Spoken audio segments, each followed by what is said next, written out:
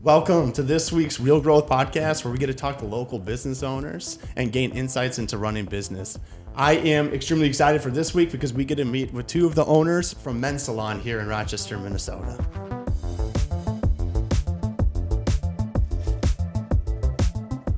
Steve, Shauna, thanks for coming today. Appreciate Thank you. it. So right away, we got to just jump into this. I am super excited to talk with both of you today because I have been able to see your business grow for about the last 10 years. And it's awesome to have you here and be able to talk with you today. Well, thank you. Yeah. Thanks for having us. Absolutely. Let's jump into it. Can you just tell us what business you have? A couple businesses, and we can talk about both of them, but tell us about your businesses and what they are and what you have to offer. Yeah, so I'm Shauna, and I co-own MenSalon with my dad and then also my mom. We're the three owners of MenSalon located here in Rochester. And I own Papa's Roast Coffee, which is now also inside of MenSalon. So we kind of brought both of the businesses together. And at the end of December, my dad just recently retired from IBM. So we're transitioning from his retirement phase into his job career number 2. And he's coming to MenSalon and really exemplifying our shaving line that we have available. So we'll start seeing his face in the salon on a more of a day-to-day basis, showcasing and really growing the shaving side of MenSalon. So not only a salon, but really trying to focus into the detailing services that we have available too. Sure. Yeah, you want to share a little bit then on Sure. that aspect of it? Speaking of the shaving products, our stylists do shaves too. So they will do head and Straight razor. straight razor shaves, head and beard. We do carry a line of shaving products. So we carry double-edged razors, double-edged blades, stands for your razors, soap bowls, different types of soaps, and other shavings, lotions and such. So people may not be aware that you can go right here in Rochester and buy all your shaving supplies at MenSalon. Mm-hmm. Yeah, truly like a one-stop shop then for all your needs for your beard care, I guess, huh? Correct. Yes. Yeah. Well, and that's definitely been part of our goal too, is offering a man-friendly environment where guys can get all the products and the services that they look for.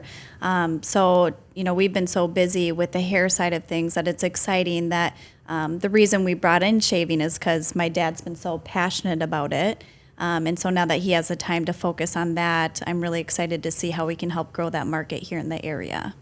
Yeah, I think that is super cool that you have that specialty into kind of that men care. What made you want to go specifically into men care versus any of the other avenues that you could have gone into? Experience within the women's industry. So when I first entered the industry, I did women and men's hair. And, in the female industry, I felt like there's a little bit more of a complexity, not only trying to stay on top of all the different color trends, the hair cutting techniques. You look outside today and you find women with 100 different hairstyles. So it was hard to keep on top of that. I thought I wanted to leave the industry.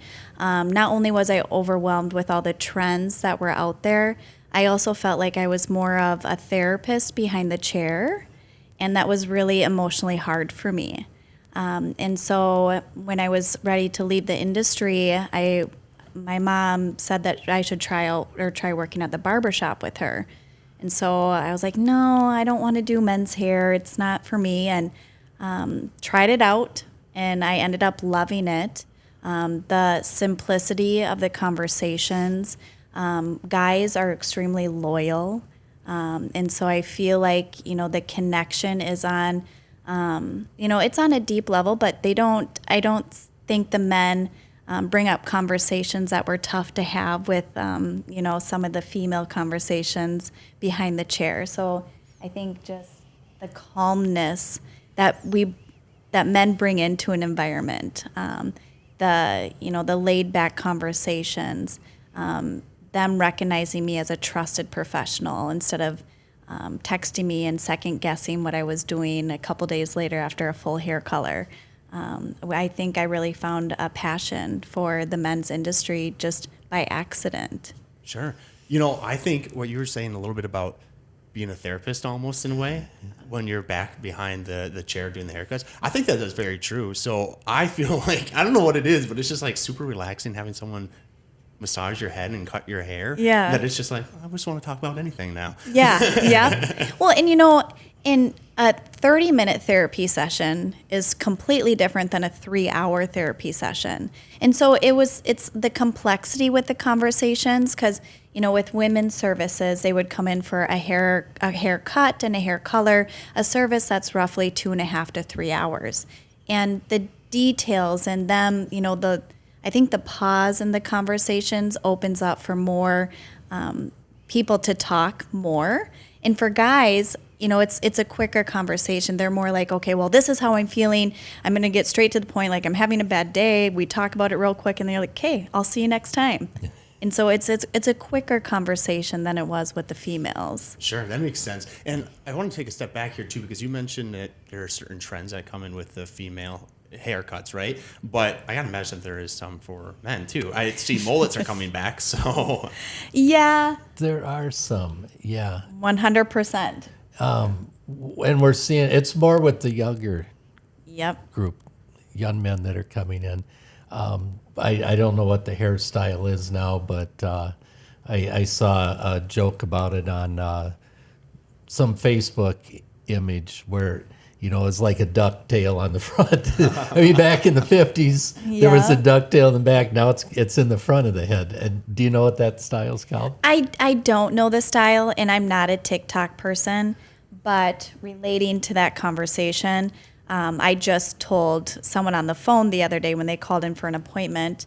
We were talking about specializing in men's services, and I said, I'm glad I focus just on men now, because it is a struggle to keep up with the trends for the younger generation. Women's hair I thought was changing so frequently, but now we throw in a new generation that wants mullets. They want the merms, which is a man perm. They want, what you were talking about. I'm sure TikTok could tell us. But it's changing the industry, and I'm glad that we specialize in an area that we have the time to commit to the new trends. So that sounds like maybe one of the challenges that you might have in your specific business. You are running not just one, but two different businesses. Running one business is challenging enough, but running two of them's got to be even more challenging. What are some of one or two of the biggest challenges that you've experienced, and how did you overcome that to kind of help your business grow further? Dividing up time, balancing the workload between the two different businesses. I'd like to try to keep them separated when we're with our staff, so that they can focus on what the priority is for them. And I'd like to try to keep the coffee part of that between those of us involved in that, which right now is really the two of us. I think that's the priority for me, is to keep the team members focused where they should be. Absolutely. And then we were talking a little bit earlier when we were before the podcast here, and you were talking about needing a new trailer and some of the issues that come along with finding that. You're not just being able to go out and sell coffee. There's a whole bunch of other things behind it. So that, I think, is a little bit more of a challenge. What are how are you overcoming that challenge right now? Well, there's licensing. We're covered by 3 different licenses. One is a commercial kitchen space. The other is a food handler. So I have a commercial, it's actually on pause right now, but I'll be reactivating my commercial kitchen license. And I am licensed as a retail food handler. And then Shauna, being mobile in Olmsted County, she's under different licensing. I'm through the state, she's through Olmsted County. Yeah. So my licensing is through Olmsted County, and I'm a mobile food unit operator. So that has different licensing. I don't think people realize all the different complexities behind the scenes, but as an entrepreneur, you just make it work. You have a vision and you figure out how to get there. Yeah, I think from the outside looking in, right? It's like, well, I'm just going to get a haircut, or I'm just getting a cup of coffee. what can be so hard about getting a cup of coffee? But there's Correct. so many steps behind it. Yep. And getting the perfect roast that you want, because you're roasting your own too, right? Yes. Yeah, so tell me a little bit more about that. Well, I started roasting about 7 years ago in our kitchen in a fry pan. I went from a whisk and a fry pan to a popcorn popper. And then from there, I did start getting into some commercial roasters. I bought my first small 2-pound commercial roaster about 5 years ago. And currently, my big roaster is a 6-pound commercial roaster. And as I said, my commercial license is on hold right now because we were leasing kitchen space, and that shut down. So that is why we're currently in the process of putting this kitchen space in the basement of our salon. We have the building, we have the space, we have the unused space. So that's our next step.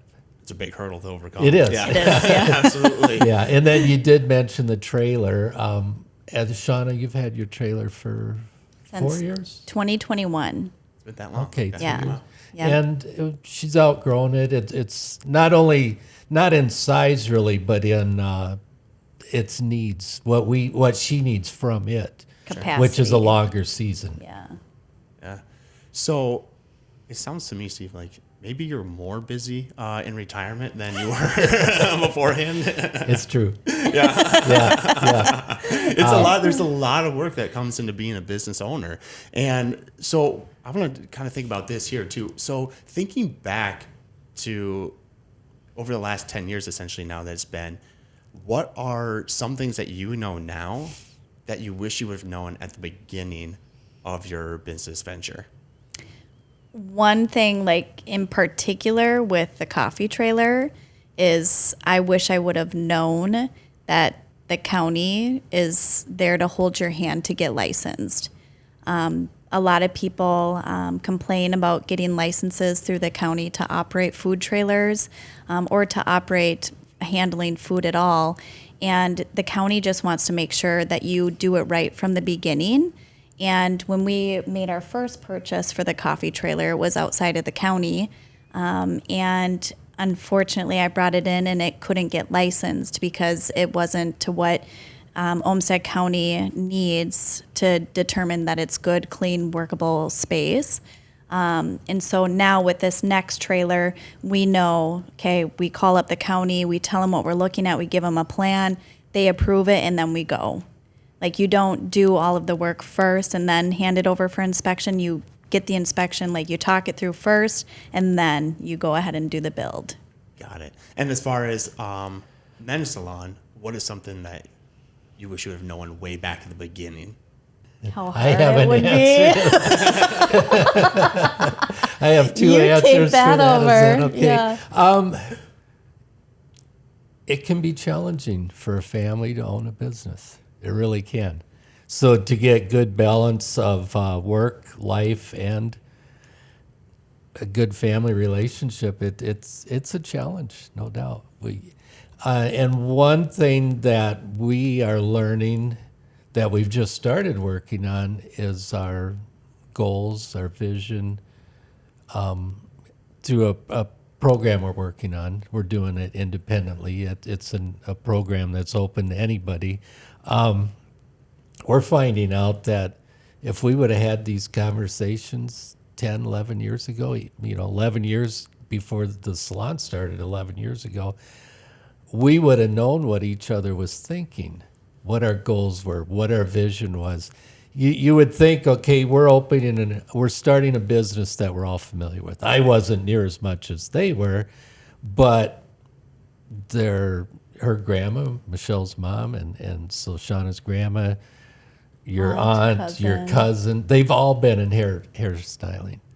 So we were familiar with what they were doing. They all had their own business. So you might think that, well, we're opening a hair salon. We know what it's all about. And then you find out 10 years later, oh, we didn't have the same vision when we went into this. And so that I think that's really important. So, my dad brings up a great point. We have gone through really tough times as a family, owning a business together.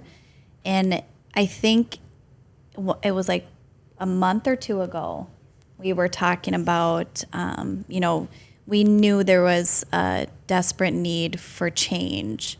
Like we had to come together. We were so afraid because we hit rock bottom together.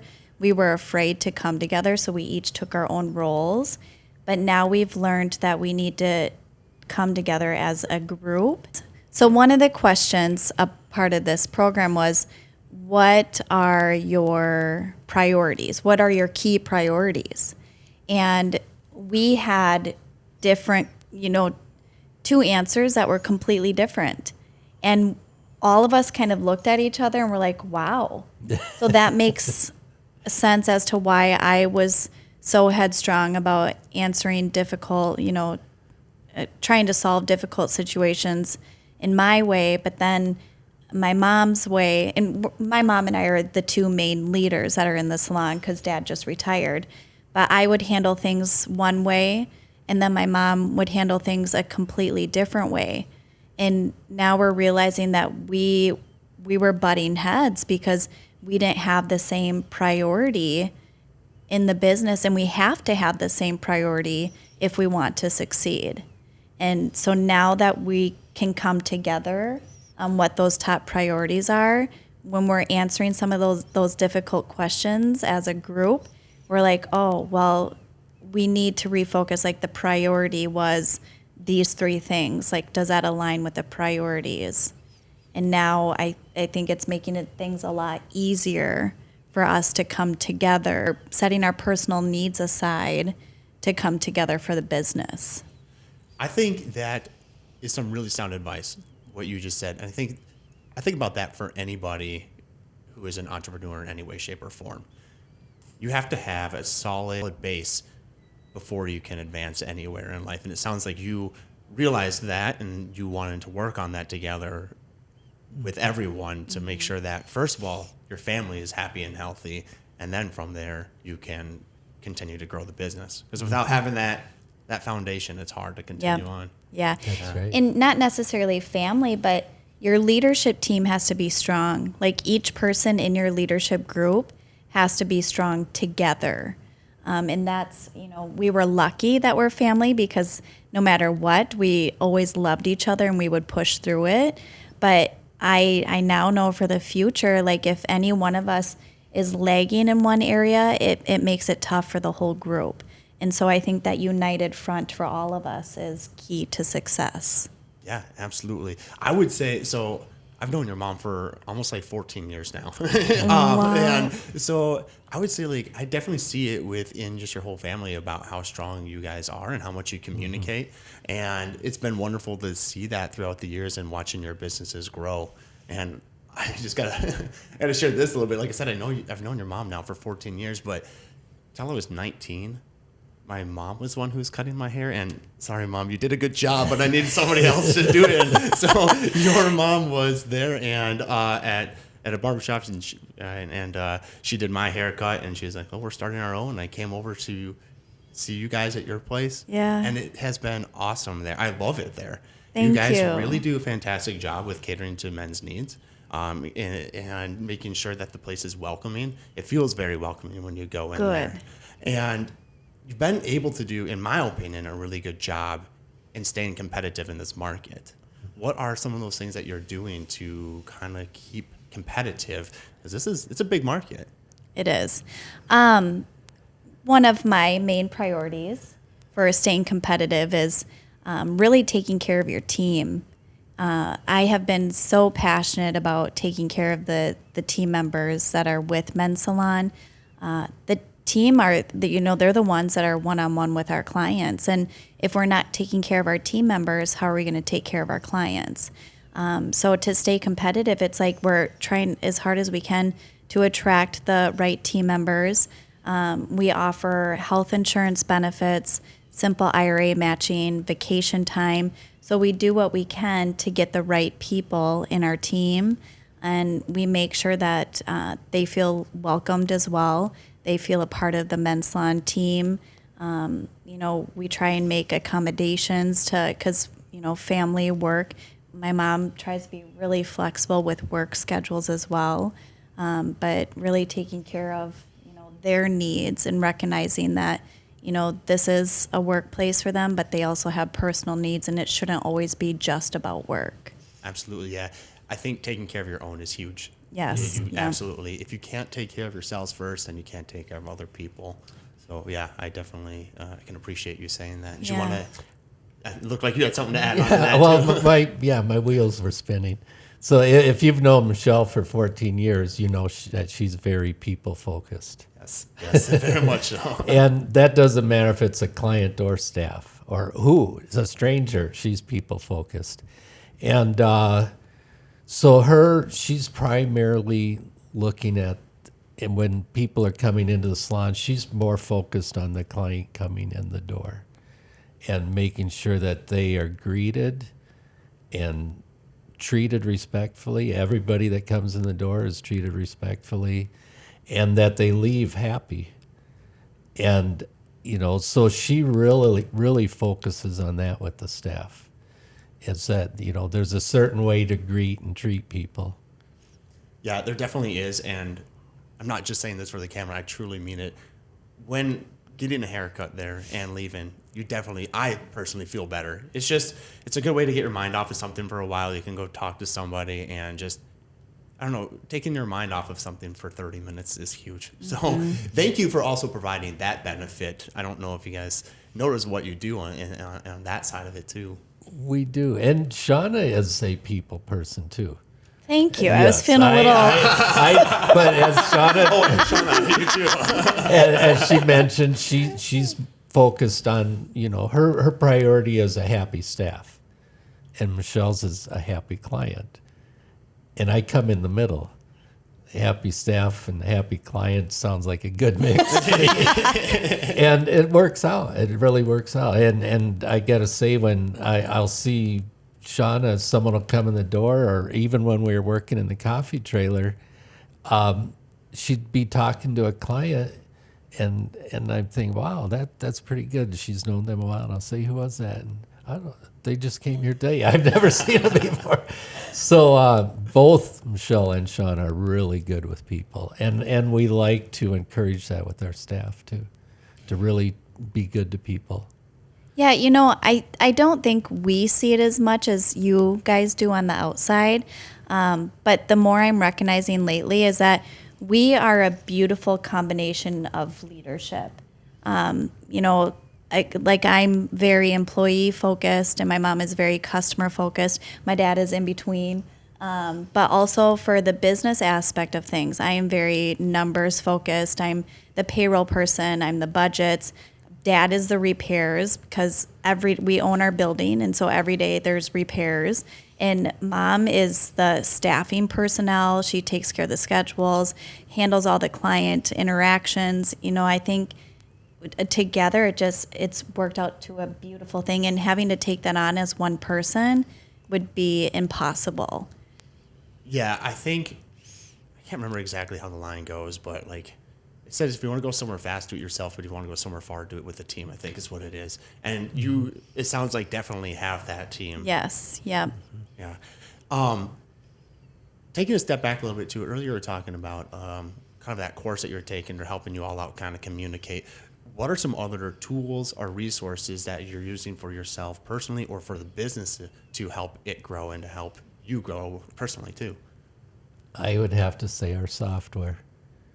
The current software we have is making it much easier for us to work with the clients, know their needs, have records, check in, check out is easy, and we're allowing them to do that themselves online now. So booking appointments, rescheduling appointments. I think the software is really a big benefit. And it's a salon-specific software that he's talking about, but it sets goals for us. It helps manage the day-to-day interactions. It manages everything for us.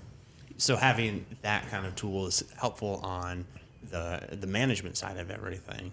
What is a tool that's kind of helped just your staff, helped you personally grow in business? Team meetings, monthly team meetings. We have always done monthly team meetings since day one. That has been a team member requirement. So we started off business being closed on Sundays and Mondays, and knowing that Mondays we would come in monthly and meet for a team meeting.